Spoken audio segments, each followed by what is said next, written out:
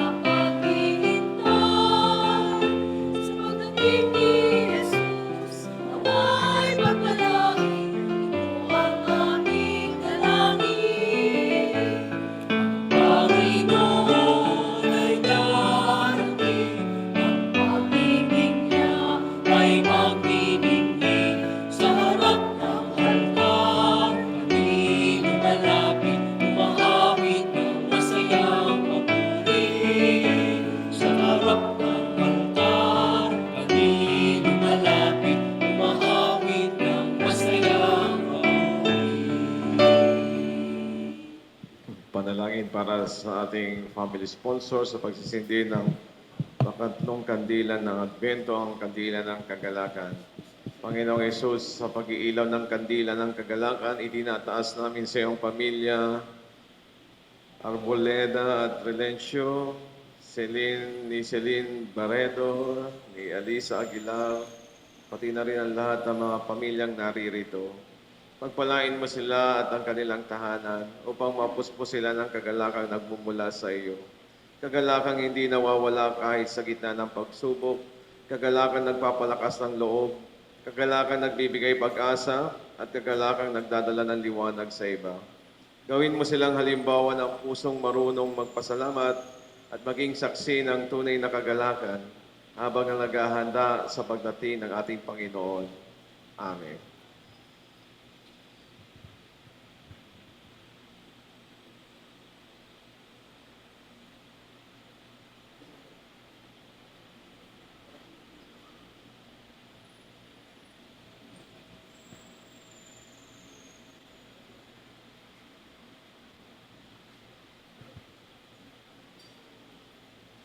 Sa ngalan ng Ama at ng Anak at ng Espiritu Santo, Amen. ang pagpapala ng ating Panginoong Hesu Kristo, ang pag-ibig ng Diyos Ama, at ang pagkikipagkaisa ng Espiritu Santo naway sumainyo pong lahat. At sumainyo rin. Mga kapatid, pag-isahin natin ang ating boses at ang ating puso sa pagpapasalamat sa Panginoon sa mga kabutihan niya mula noon hanggang ngayon at hanggang sa kinabukasan.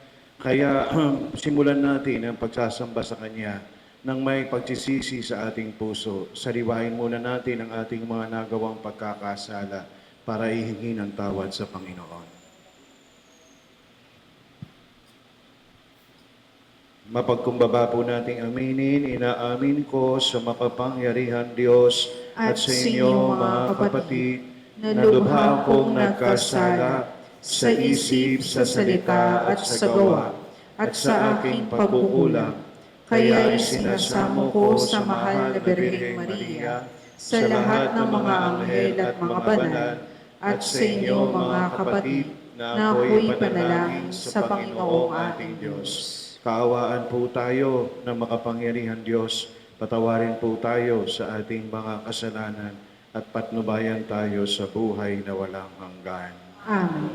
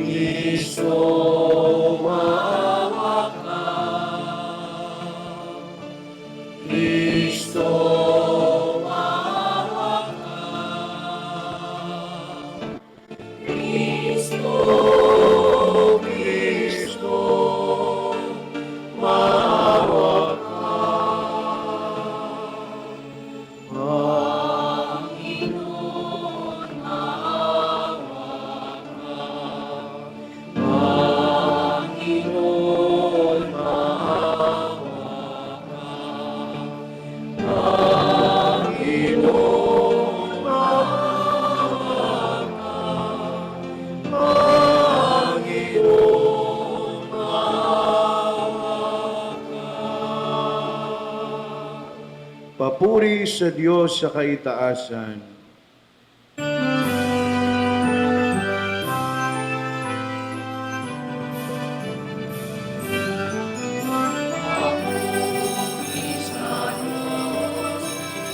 Papuri sa Diyos. Papuri sa Diyos sa kaitaasan. At sa lupa'y kapayapaan, at sa lupa'y kapayapaan, sa mga taong kinalulugan niya. Pinupuri ka namin,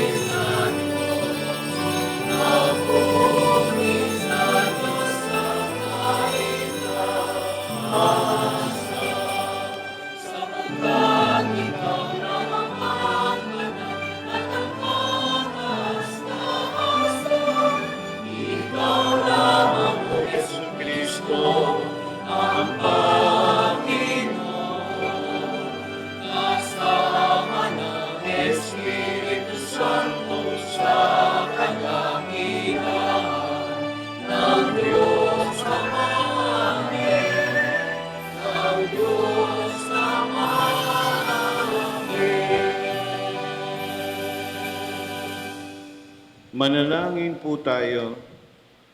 Ama naming makapangyarihan, minarapat mo pong mahayag ang iyong kadakilaan sa pagsilang ng mahal na Birhen para sa sanlibutan. Ang dakilang misteryong ito ng pagkakatawan tao ng anak mo ay mapag-ukulan nawa namin ng lubos na pananalig at may pagdiwang namin ng may magmamaliw na pag-ibig sa pamamagitan niya kasama ng Espiritu Santo magpasawalang hanggan. Amen.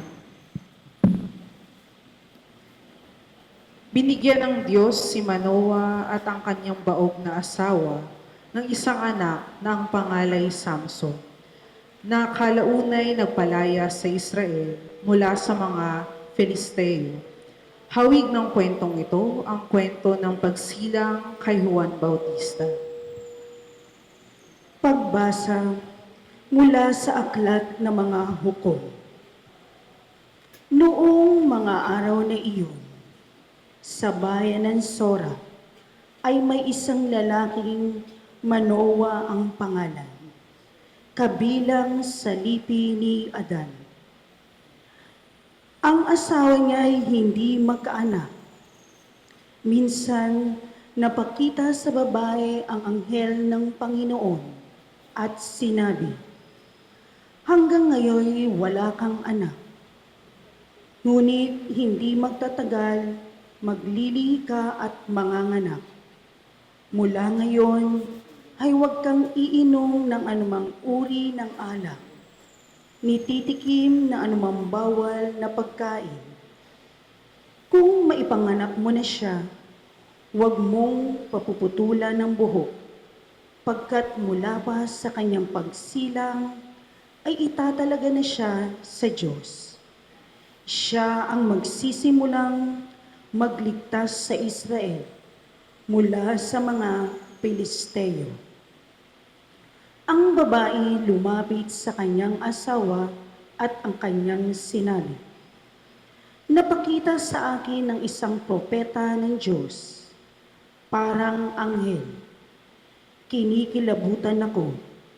Hindi ko tinanong kung tagaan siya at hindi naman niya sinabi kung sino siya. Huwag daw akong iinom ng alak, nititikim na anumang bawal na pagkain, pagkat ang sanggol na isisilang ko'y itatalaga sa Diyos." Dumating ang araw at nanganak ang asawa ni Manoa. Lalaki ang sanggol at pinangalanan niyang Samson. Lumaki ang bata na patuloy pinagpapala ng Panginoon. Ang Espiritu ng Panginoon ay lumugog kay Samson. Ang salita ng Diyos. Salamat sa Diyos.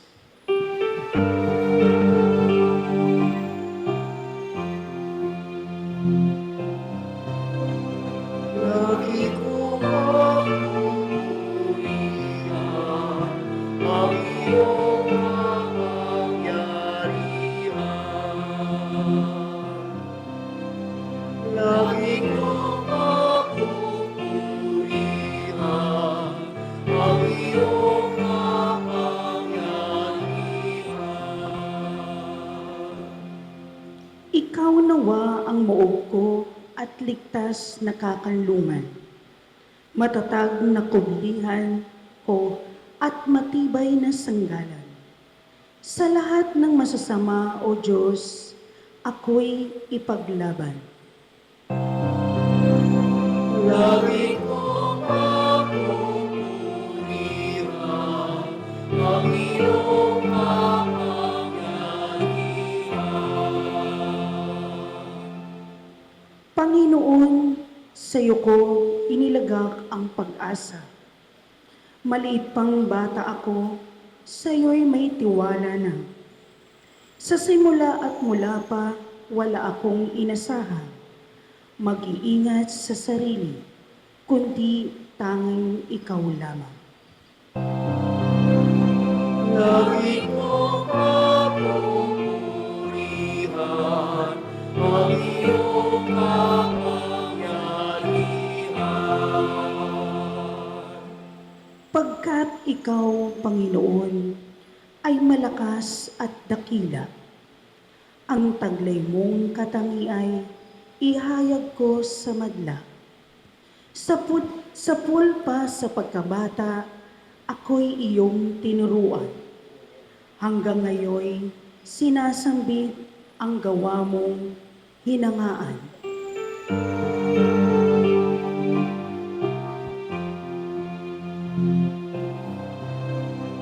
Lagi kong papupurihan ang iyong kapangyarihan. Lagi kong papupurihan ang iyong kapangyarihan.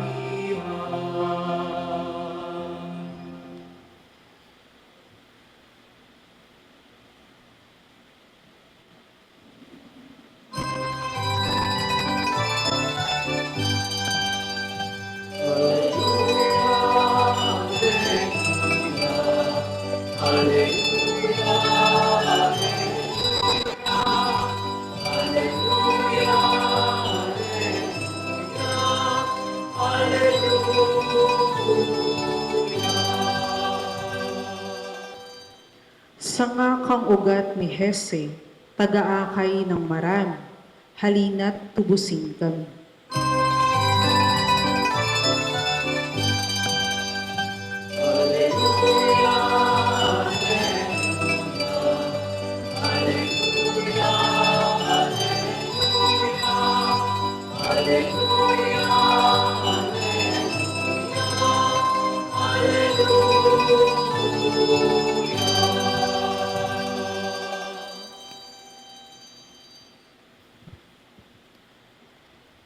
Sumainyo ang Panginoon.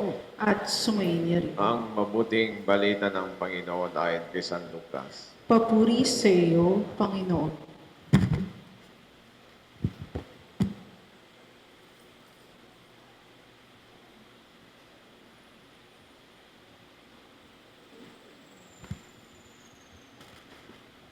Noong si Herodes ang hari ng Judea, may isang saserdote na ang ngalay Zacarias sa pangkat ni Abias at mula rin sa lipi ni Aaron ang kanyang asawang si Elizabeth. Kapwa sila kalugod-lugod sa paningin ng Diyos na namumuhay ng ayon sa mga utos at tuntunin mula sa Panginoon. Wala silang anak sapagkat baog si Elizabeth at sila ay matanda na. Ang pangkat ni Zacarias ang nanunungkulan noon at siya ay naglilingkod sa harapan ng Diyos bilang saserdote. Nang sila'y magsapalaran ayon sa kaugalian ng mga saserdote, siya ang nahirang na maghandog ng kamangyan. Kaya't pumasok siya sa templo ng Panginoon sa oras ng pagsusunog ng kamangyan. Samantalang nakakatipon sa labas ang mga tao at nananalangin. Walang ano-ano ay napakita sa kanya ang isang anghel ng Panginoon. Nakatayo sa gawing kanan ng dambanang sunugan ng kamangyan. Nagulat si Zacarias at sinidlan ng matinding takot nang makita ang anghel. Ngunit sinabi nito sa kanya, "Huwag kang matakot, Zacarias. Dininig ng Diyos ang panalangin mo. Kayo ni Elizabeth ay magkakaanak ng isang lalaki at Juan ang ipangangalan mo sa kanya. Ikaw ay matutuwa at magiging maligaya at marami ang magagalak sa kanyang pagsilang sapagkat siya ay magiging dakila sa paningin ng Panginoon. Hindi siya iinom ng alak o anumang inuming nakakalasing. Sa sinapupunan pa lamang ng kanyang ina, mapupuspos na siya ng Espiritu Santo. Marami sa mga anak ng Israel ang panunumbalikin niya sa kanilang Panginoon, Diyos. Mauuna siya sa Panginoon, taglay ang Espiritu at kapangyarihan ni Elias upang pagkasunduin ang mga ama at ang mga anak at panumbalikin sa daan ng matuwid ang mga suwain. Sa gayon, ipaghahanda niya ang isang bayan ng Panginoon." Sinabi ni Zacarias sa anghel, "Paano ko po matitiyak na mangyayari ito? Sapagkat ako'y napakatanda na at gayon din ang aking asawa." Sumagot ang anghel, "Ako si Gabriel na naglilingkod sa harapan ng Diyos. Sinugo ako upang ihatid sa iyo ang mabuting balitang sinasabi ko na sa iyo. At ngayon, mabibingi ka at hindi makapagsasalita hanggang sa araw na maganap ang mga bagay na ito. Sapagkat hindi ka naniwala sa mga sinabi ko na matutupad pagdating ng takdang panahon." Samantalang naghihintay naman kay Zacarias ang mga tao, nagtaka sila kung bakit ang tagal o nagtagal siya ng gayon sa loob ng templo. Paglabas niya ay hindi na siya makapagsalita. Mga senyas na lamang ang ginagamit niya, kaya natanto nila na nakakita siya ng pangitain. At siya ay nanatiling pipi. Nang matapos ang panahon ng kanyang paglilingkod ay umuwi na siya. Hindi nga nagtagal at naglihi si Elizabeth. At hindi ito umalis ng bahay sa loob ng 5 buwan. Ngayon, nilingap ako ng Panginoon, wika ni Elizabeth. Ginawa niya ito upang alisin ang aking kadustaan sa harapan ng mga tao. Mga kapatid, ang mabuting balita ng Panginoon. Pinupuri ka namin, Panginoong Hesukristo.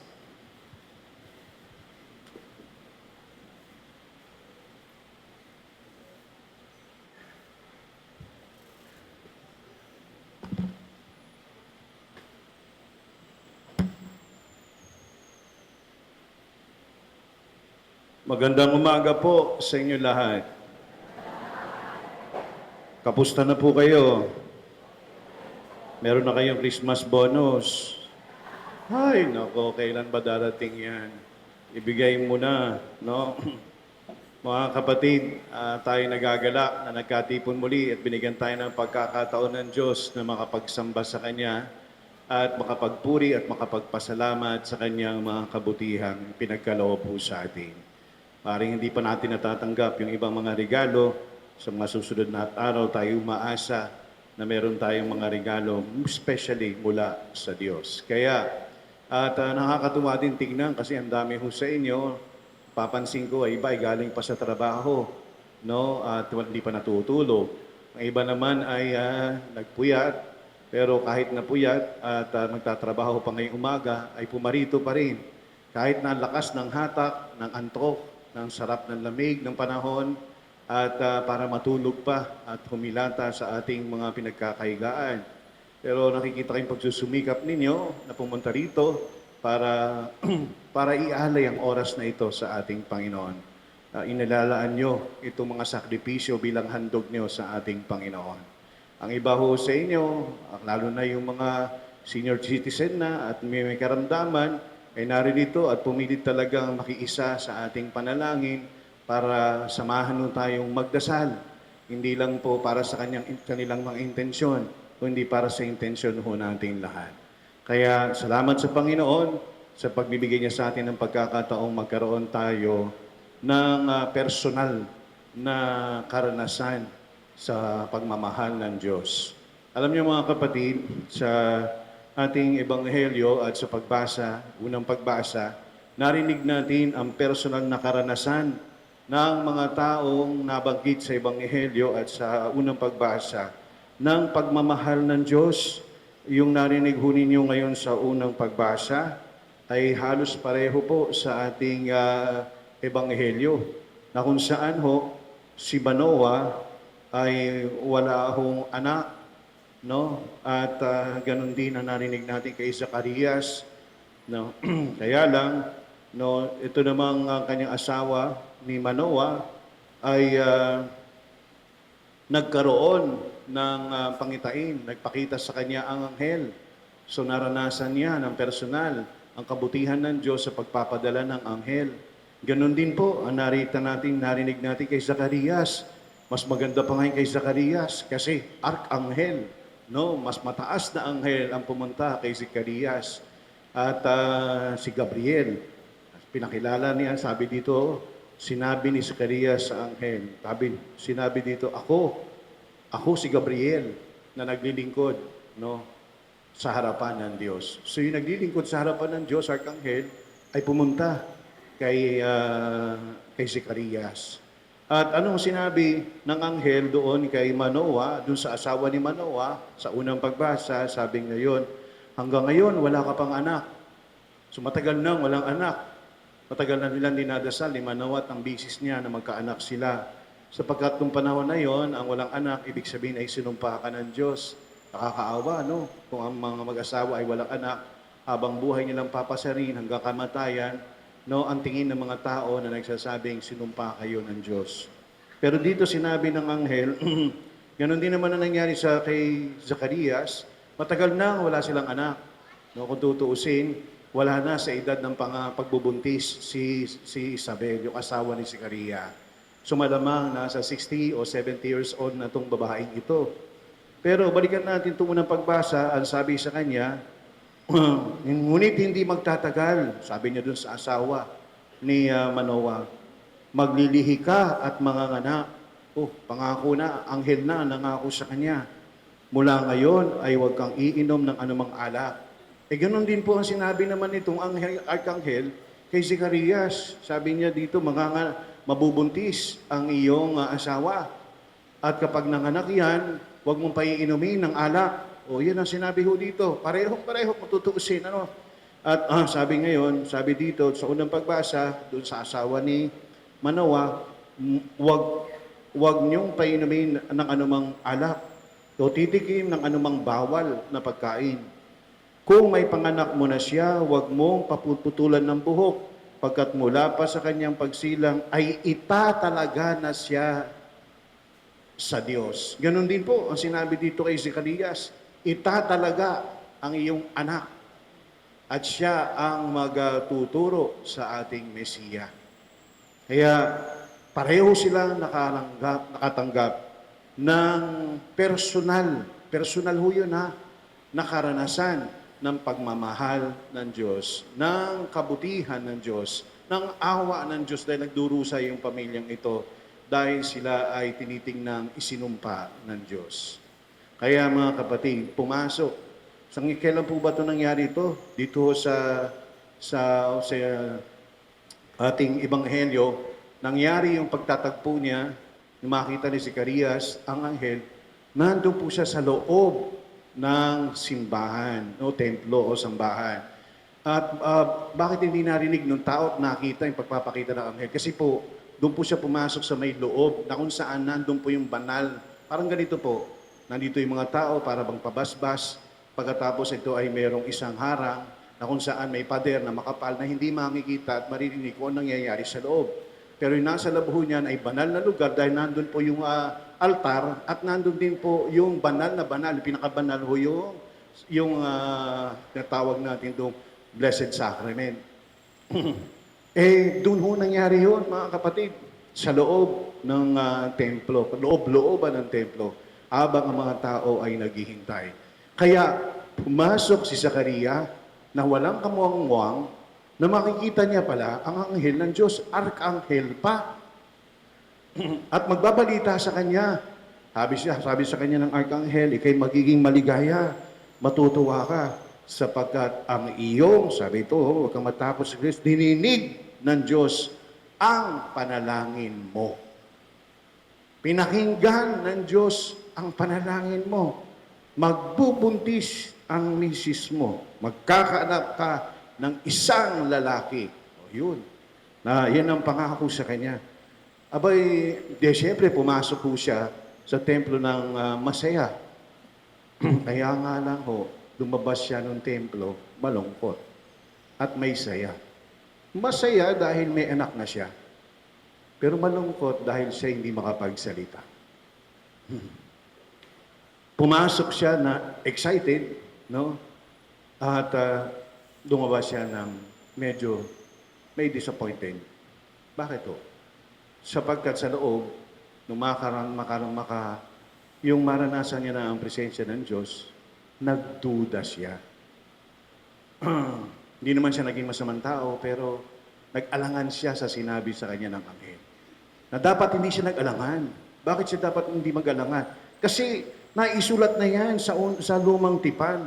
Yung nangyari kay Manoah sa panahon ng mga hukom o judges, na yung misis, ang babae ay pwedeng manganak sa himala ng Diyos. Pwedeng magbuntis.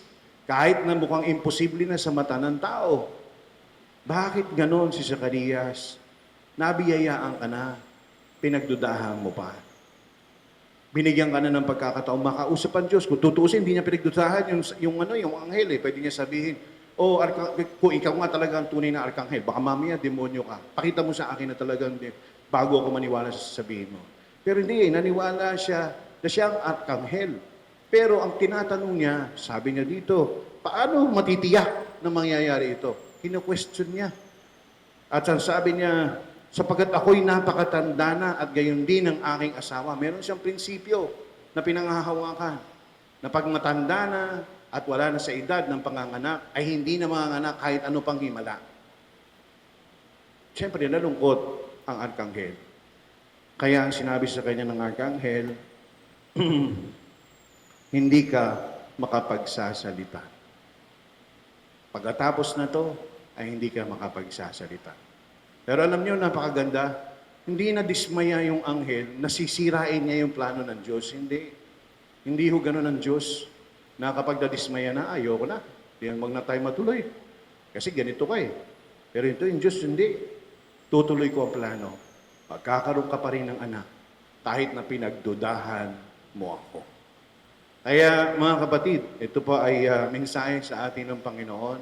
Gaano ho ba katibay at kabuo ang ating tiwala sa Diyos? mas ano bang nananaig? Yung ating prinsipyo o kung ano yung tinuturo ng Diyos? Kasi minsan, ang pagtitiwala sa Diyos, no, na dapat ay buong buo, hindi lang sa kanyang pagkatao o pagka-Diyos, higit sa lahat, lalo sa Jesus, no, nagtitiwala tayo sa kanyang mga salita. At karamihan sa kanyang mga salita ay maaring sumasalungat sa ating prinsipyo. At kapag ito'y sumalungat sa ating prinsipyo, mas nananaig minsan ang ating prinsipyo kaysa sa salita ng Diyos. At kapag gano'n na nangyari, ibig sabihin, pinagdududahan mo ang salita ng Diyos at mas pinaniniwalaan mo ang iyong sariling prinsipyo. Kaya mas magandang tingnan natin at suriin natin sa sarili kung gaano ba kahalaga ang salita ng Diyos sa ating buhay. Ito ba ay napakahalaga na mangingibabaw to sa ating buhay at isasantabi natin ang sarili nating prinsipyo. Na kahit na masasaktan ka, na kahit na malulungkot ka, paninindigan mo kung ano ang salita ng Diyos dahil salita niya yan. At Diyos ang nagsalita. Kung tutuusin dito sa Ebanghelyo, anghel ang nakausap niya. Kung yung anghel pinagdudahan niya, ay hindi na siya pinagsalita ng Diyos. Ano na kaya yung salita pa na dala ng anghel, salita ng Diyos yung dala ng anghel na kanyang pinagdudahan pa. Kaya sana mga kapatid, no, ang Diyos natin ay napakabuti.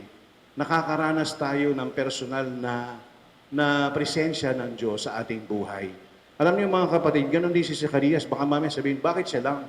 Paano naman kami? Paano naman ang iba?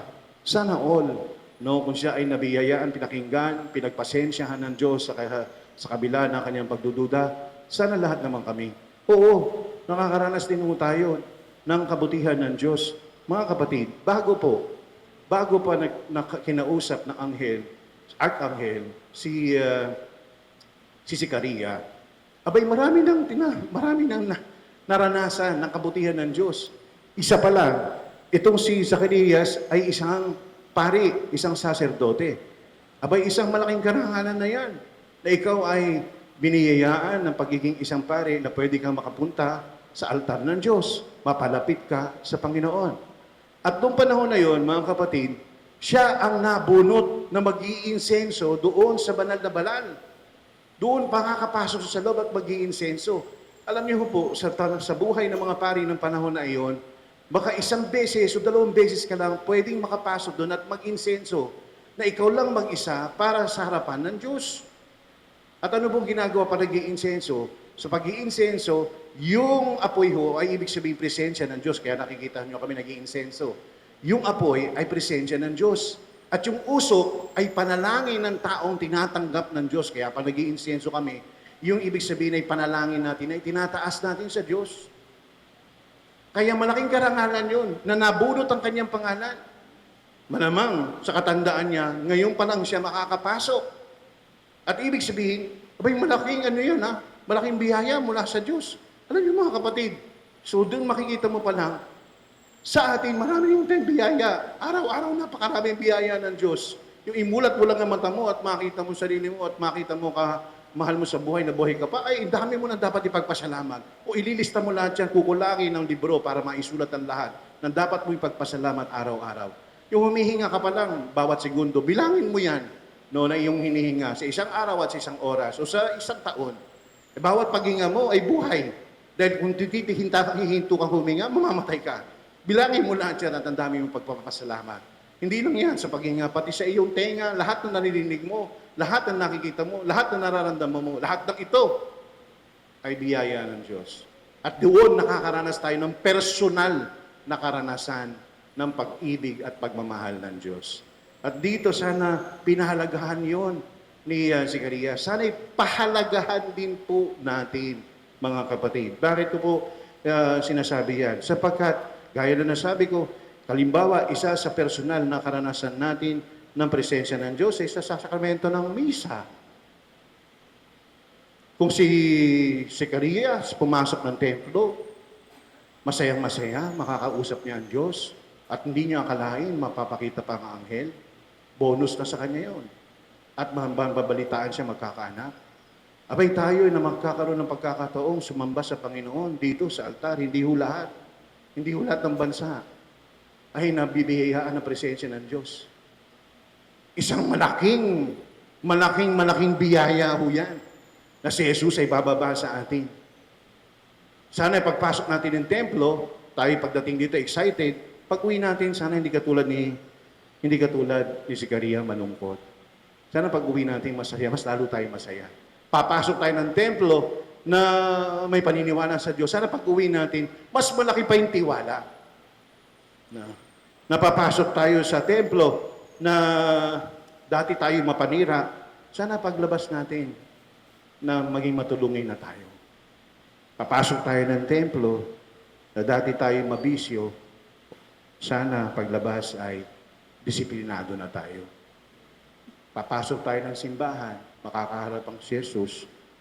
Sana hindi na tayo magnakaw o hindi maging mapagbigay. Papasok tayo ng simbahan, makakausap ang Diyos, ang anak ng Diyos. Sana hindi tayo maging mapagmataas. Sana paglabas, mapagkumbaba. Kaya yan ang panawagan sa atin mga kapatid ng ating Panginoon, na tayo ay maging katulad ng na matularan natin ang ehemplong pinakita sa atin ni Zechariah, na naway wag natin tularan ng pagkakawalan niya ng tiwala sa Diyos. Pero alam niyo mga kapatid, hindi ho nagsisimula yan dito lang sa simbahan. Kahit sa bahay, pag-uwi ho ninyo sa bahay, lalo ni mga magulang, pag-uwi niyo sa bahay, nandun makikita mo na ang iyong misis, makikita mo ng anak, nakikita mo asawa mo, nakikita mo lolo't lola mo, nandun ang apo, nagkakasama-sama kayo. Bawat tagpo ninyo sa kanila ay personal na karanasan ng presensya ng Diyos. Lalo na ang mga magulang sa kanyang anak. Dahil kung ano ang nakikita ng bata sa kanyang ama at sa kanyang ina ay siyang kanilang sinusundan. Kaya para hindi siya maging mapanira, sana'y yung bawat enkwentro mo sa anak mo ay matanggal ang pagiging sinungaling at mapalitan ng pagiging makatotohanan. Dahil makita ng anak mo na ikay maging makatotohanan, hindi siya magsisinungaling at lalaki siyang hindi mapanira sa kanyang kapwa. At sana yung bawat pakikipag-usap mo bilang magulang sa iyong anak ay makita niya na hindi dapat siyang maging bastos sa kapwa.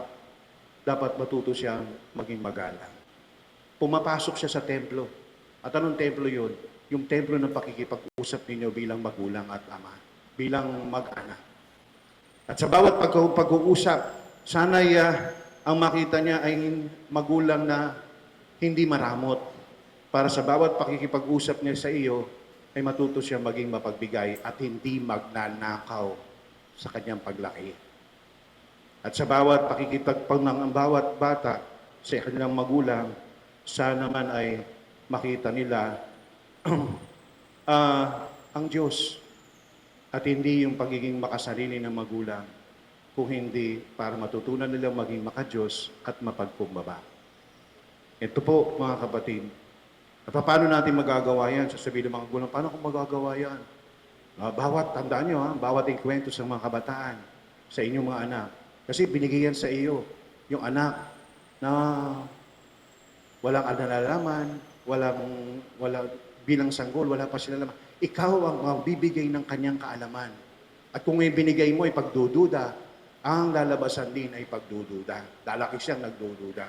Kung ang binibigay mo ay kasamaan, lalaki din siyang masama. Paano natin magagawa ito? Abay sa kumpisalan. Doon makakausap mo ang Diyos paglabas mo. Sana paglabas na pagsisisi na ginagawa mo, paglabas mo ng kumpisalan, ay isa ka ng mabuting tao. Mas mabuti pa. Pero naalala ko yung sinabi ng isang nanay, sabi niya, kinausap ako ng anak ko, Father. Oo. Anong sabi ng anak ko? Sabi, Nay, sisimba ka na naman. Oo. Sabi niya, wala namang epekto yung pagsisimba mo eh. Sabi ng anak. Bakit? Pagdating sa bahay, ganun ko pa rin eh.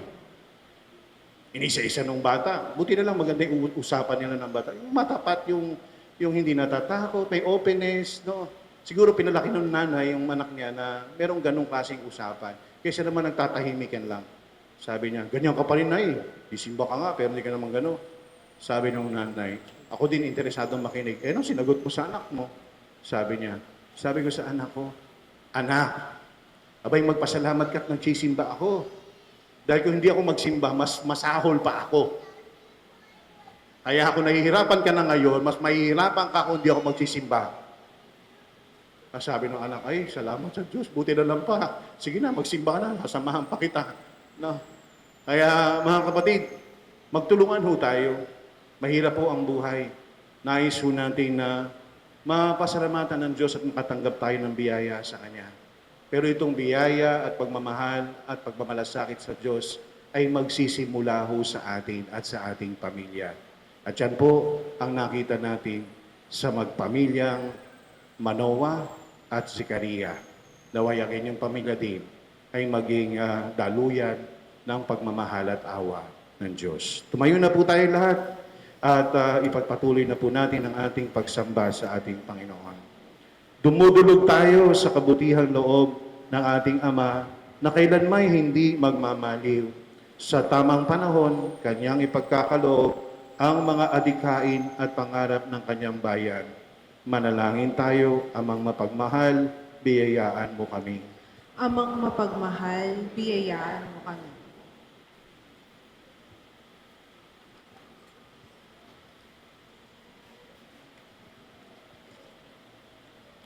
Patuloy nawang maging matatag ang mga namumuno sa simbahan na manindigan sa katotohanan at pagtatanggol ng karapatang pantao. Manalangin tayo. Amang mapagmahal, biyayaan mo kami. Magsumikap nawa ang mga namamahala sa bawat pamayanan tungo sa ikauunlad at ikabubuti ng bawat pamilya. Manalangin tayo. Amang mapagmahal, biyayaan mo kami. Kalingain nawa ng mga magulang ang kanilang mga anak sa pamamagitan ng kanilang pag-ibig at pagsusumikap na magkaroon sila ng maayos na pamumuhay. Manalangin tayo. Amang mapagmahal, biyayaan mo kami. Pagpalain mo, O Diyos, ang mga mag-asawang naghihintay na mabibiyaan ng anak na kanilang pinanabikang arugain at mahalin. Manalangin tayo.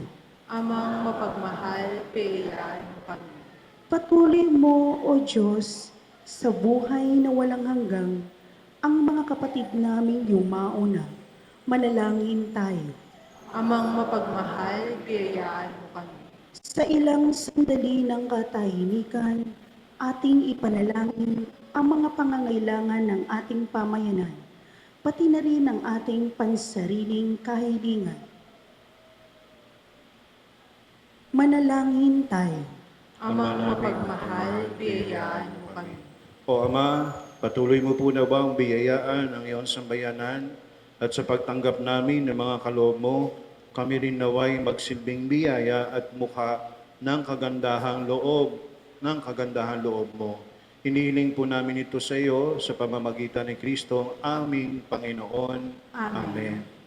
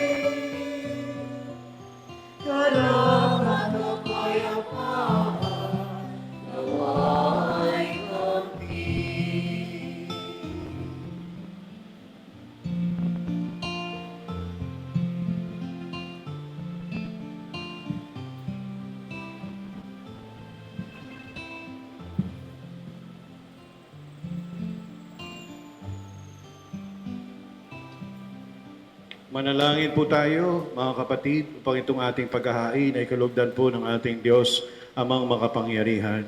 Tanggapin nawa ng Panginoon itong paghahain sa iyong mga kamay, sa kapurihan niya at karangalan, sa ating kapakinabangan, at sa buong sambayanan niyang banal. Ama naming lumikha, tunghayan mo po ang mga nakahain na sa dambana. Itong aming abang nakayanan ay magkamit nawa ng kapunuang kabanalan na idinudulot ng iyong kapangyarihan sa pamamagitan po ni Jesucristo, kasama po ng Espiritu Santo, magpasawalang hanggan. Amen. Sumayin niyo po ang Panginoon At sumayin at pakitaas po sa Diyos ang inyong puso't diwa Tinaas na namin sa at Panginoon. pasalamatan po natin ang ating Panginoong Diyos. Marapat na siya'y pasalamatan. Tunay ngang marapat, Ama naming makapangyarihan na ikaw ay aming pasalamatan sa pamamagitan po ni Jesucristo na aming Panginoon. Ang pagsusugo mo sa Kanya ay ipinahahayag ng lahat ng mga propeta at ang pagsilang niya ay pinananabikan ng mahal na Birheng Kanyang inang tunay. Sa kapangyarihan ng Espiritong Banal, ang pagdating niya ay inilahad ni San Juan Bautista sa kanyang pagbibinyag. Ngayong pinaghahandaan namin ang maligayang araw ng kanyang pagsilang, kami nananabik at nananalangin, lubos na makaharap sa kanyang kadakilaan. Kaya kaisa ng mga anghel na nagsisiawit ng papuri sa iyo, nang walang humpay sa kalangitan, kami po ay nagbubunyi sa iyong kadakilaan.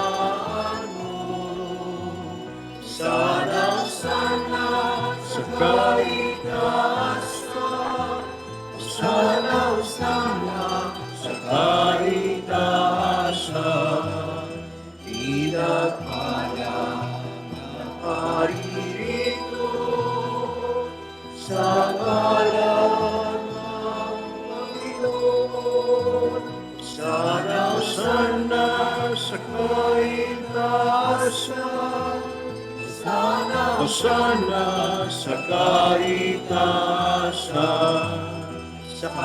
Hosana sa kaitaasan. Hosana sa kaitaasan.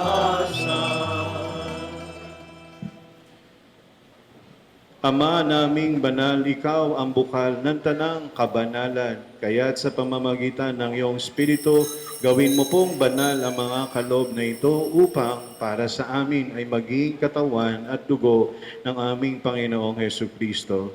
Bago niya pinagtisang kusang loob na maging handog, hinawakan niya ang tinapay, pinasalamatan kanya, pinaghati-hati niya iyon, iniabot sa kanyang mga alagad at sinabi, "Tanggapin ninyo lahat ito at kanin. Ito ang aking katawan na ihahandog para sa inyo.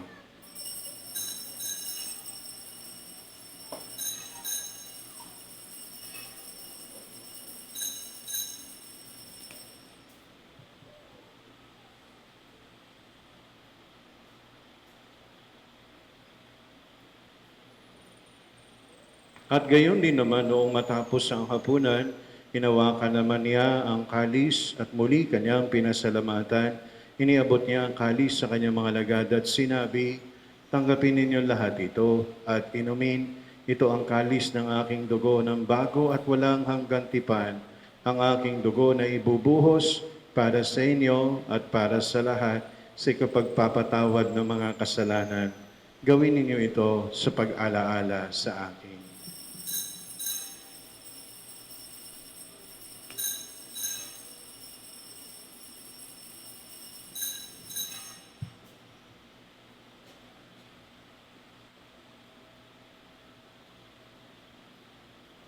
Ipagbunyi po natin itong misteryo ng ating pananampalataya.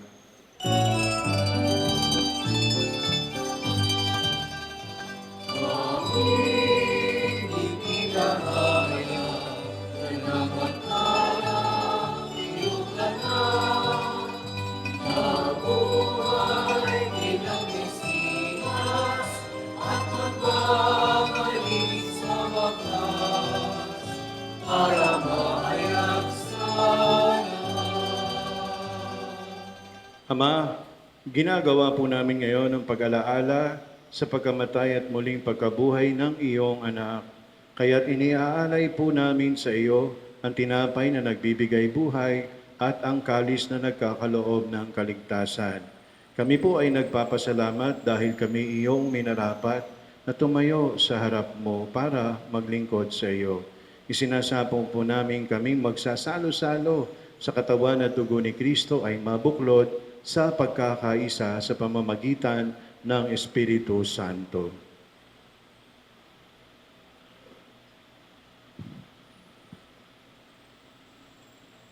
Amalingapin mo ang iyong simbahang laganap sa buong daigdig.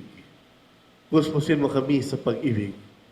Kaysa ni Leo na aming Papa, Jose na aming Obispo at ang Tanang Kaparian.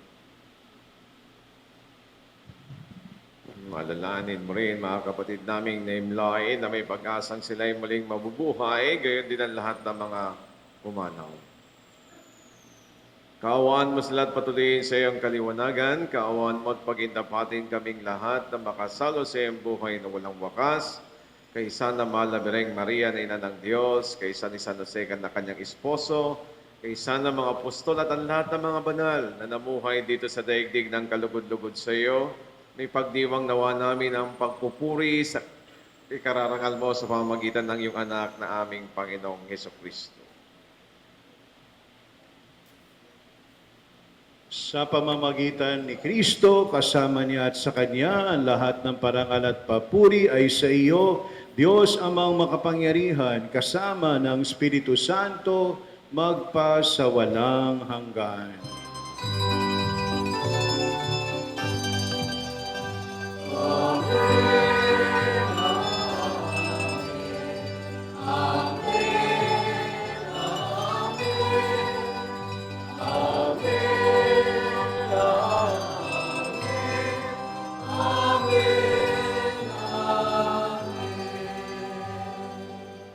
At ngayon, hinigin natin sa Ama na tanggalin sa ating puso ang lahat ng kasamaan habang dinadasal natin kasama si Jesus ang panalangin makapangyarihan tinuro niya sa ating lahat.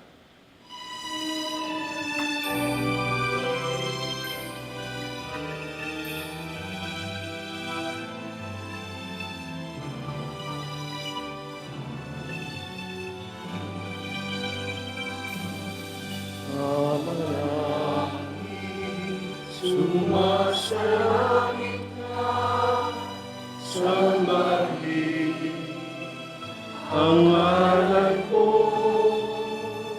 mapasa amin ang kaharian mo, sundin ang loob mo, dito sa lupa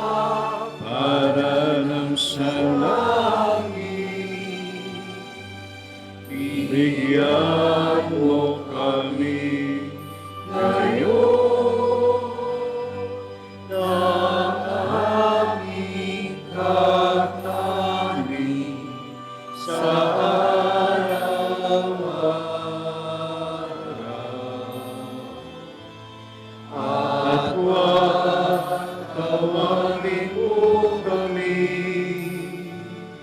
sa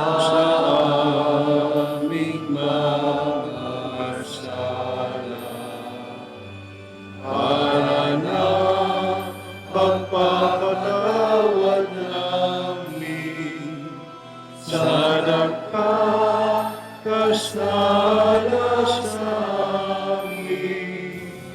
At huwag mo kami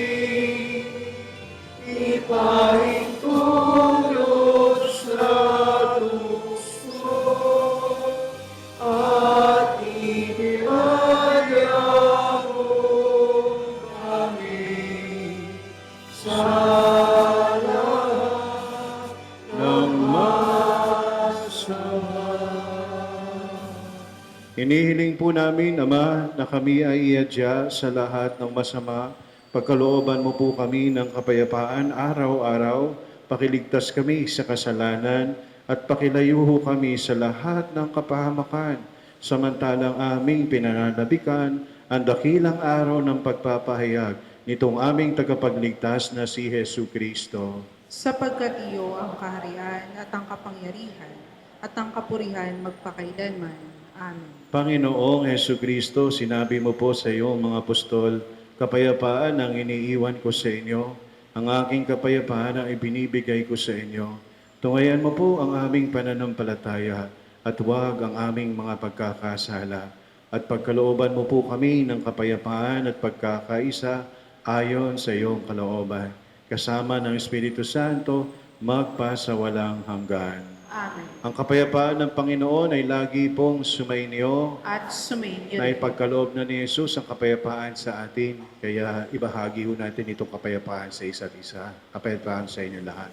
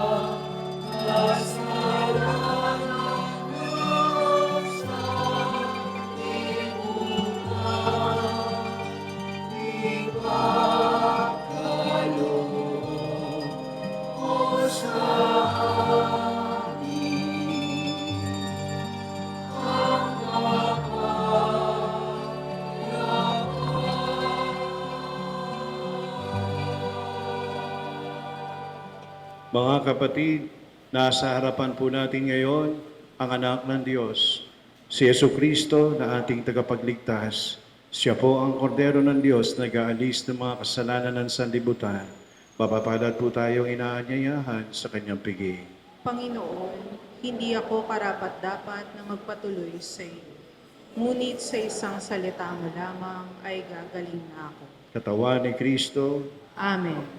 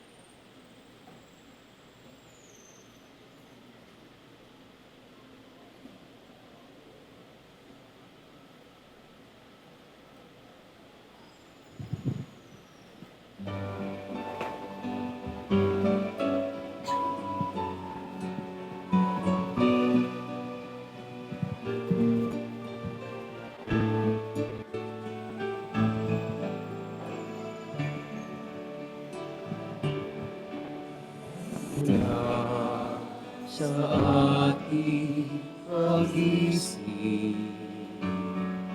May liwanag na magniningning, nadarama sa ihip ng hangin. Hudyat ng kanyang pagdating, sa kanyang pagdating, liwanag ay magniningning, ililigtas ang buhay natin. Sa kanyang pagdating, pag-ibig niya'y makakamtan. Kaligtas ay naghihintay at pag-asang walang hanggan, nagagalak sa kanyang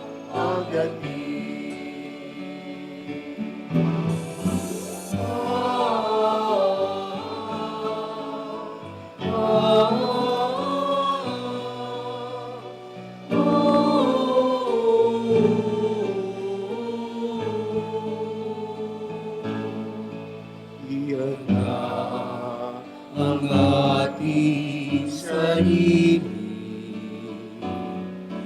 kaligtasan naman makamit, nagagalak kami, nagpupuri, pasalamat sa kaniyang paghahari, sa kaniyang pagdating, liwanag ay magniningning, ililigtas ang buhay natin. Sa kaniyang pagdating, pag-ibig ay makakamtan. Kaligtas ay naghihintay at pag-asang walang hanggan, nagagalak sa kanyang pagdating.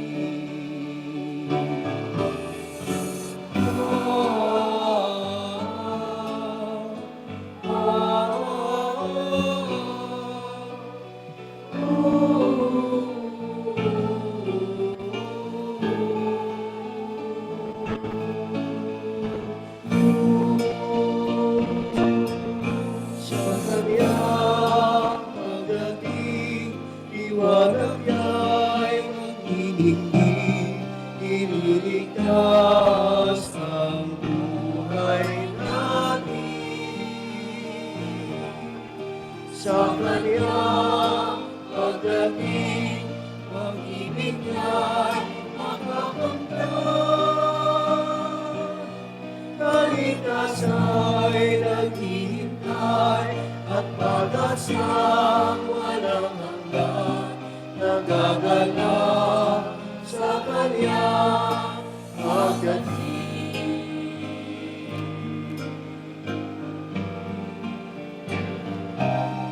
Nagagalak sa kanyang pagdating. Magsitayo po ang lahat. Manalangin po tayo. Ama naming mapagpala, kaming mga tumanggap sa banal na pakikinabang ngayon, ginugunita ang mahal na Birhen Ina ng Diyos, ay maging dapat nawang magkamit ng iyong kaloob sa pagtubos sa pamamagitan ni Jesucristo kasama ng Espiritu Santo, magpasawalang hanggan. Amen. Magsiupo po muna ang lahat para sa ilan pong mga paalala. Sa ngalan po ng ating mga kaparian at ng ating simbahan, tayo po ay nagpapasalamat sa mga pamilya nagsindi ng kandila ng Adviento, ang pamilya Arboleda and Relesio family, Celine Barredo and family, at Alisa Aguilar and family. Maraming salamat po. Palapakan po natin sila.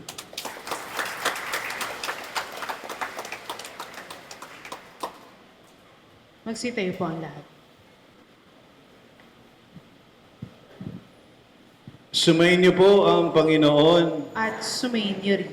At bago ko ibigay ang pagpapala, maraming salamat ulit sa pakikisa sa ating panalangin. At sana'y makita pa namin kayo bukas, no? Kung hindi namin kayo kilala, pagpasensya nyo lang. Pero pamilyar na ho kami sa inyong itsura, ano? Sana'y sama-sama tayo manalangin para sa kapayapaan ng ating bayan, ng buong mundo, at higit sa lahat ng ating pamilya at ng isa't isa. Yumuko po kayo para sa pagpapala ng Diyos. Ama naming mapagmahal, ipagkaloob mo pong makilala ng iyong bayan ang ipinahayag na sinasampalatayanan at mahalin ang tinanggap sa pagdiriwang na banal na pakikinabang sa pamamagitan ni Jesucristo kasama ng Espiritu Santo magpasawalang hanggan. Amen. At pagpalain po kayong lahat ng makapangyarihan Diyos Ama at Anak at Espiritu Santo. Amen. Mga kapatid, napakalaki po ng pagpapalang tinanggap natin sa Panginoon, pagpapala ng kanyang pagmamahal. Kaya tumayo ho tayo ng may malalim na pagtitiwala, pag-asa at pag-ibig sa Diyos. Salamat sa Diyos.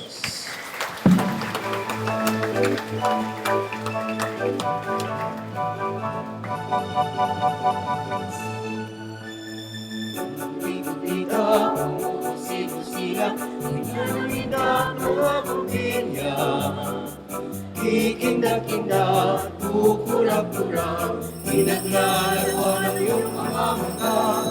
Munting-ikaw, sino-sino, kaya ng kurap ng mga bituin. Kumikibok-kibok, sumisiyok-siyok, nanarang walang bituin. Pagba, malungkit, ating isabit sa puno. Buksan ang kulay, pagbagaan ng mga ikaras. Tumitibok-tibok, sinisinok-sinok, lang walang sa sabiki. Kukulabot-lubot ay tumakibot, nangarap walang bibig. Kagalabukan ng pendi, Iboles ko sa sunita, habang lalong lumalaki, ay malungkot ang lahat. Itibok-tibok, sumisinok-sinok, walang maluno sa sunita.